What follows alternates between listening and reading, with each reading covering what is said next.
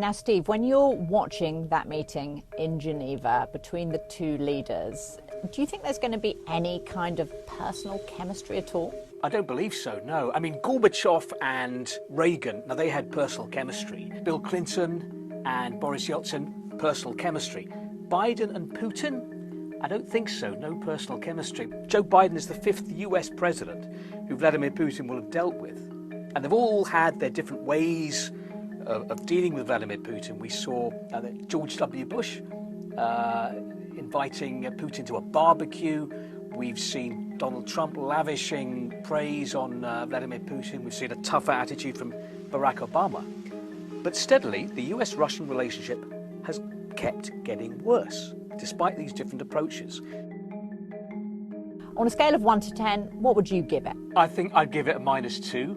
Because, you know, one senior Russian official said recently that in many ways the relationship between East and West right now is worse than during the Cold War, and that's saying something. What about you? How would you score it? You know, if it was positive, I'd give it a +1, but since you've gone into minus territory, I'll be at -1 too. I mean, it's pretty extraordinary, isn't it? Senior US officials are saying that they regard Vladimir Putin as having the superpower of disruption.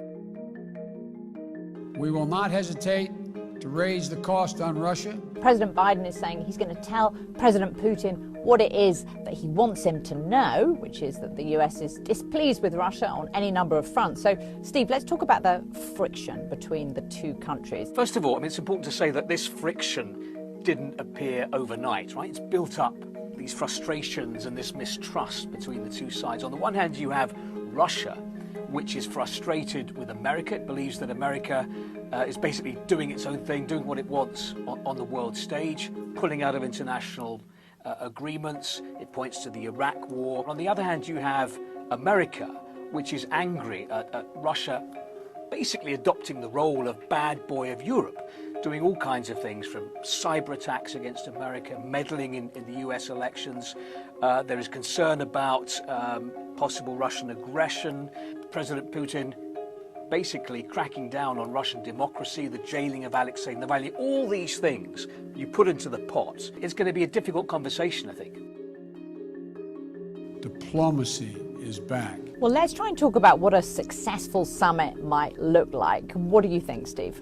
You know, if Vladimir Putin was sitting here and you asked him that, I think he'd probably say, well, it's already been a successful summit. Even before Putin arrives in Geneva, he's already got what he wants. He's got the summit, the big meeting that he's been looking for. You know, in Geneva, he'll be centre stage in the geopolitical spotlight. That's what he wants. He wants Russia to be seen as a superpower, a great power, the equal of America. What about Joe Biden, Laura? What does he want from this summit? You're exactly right.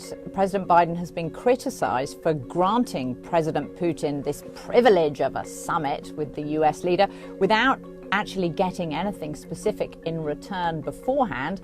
And as one US official said, if you're waiting for deliverables from this meeting, you'll be waiting for a long time. He's cast this whole first foreign trip of his presidency as a battle for the forces of democracy against those of autocracy. So here you have President Biden about to go toe-to-toe with Vladimir Putin, the man who represents autocracy, at least in the eyes of President Biden.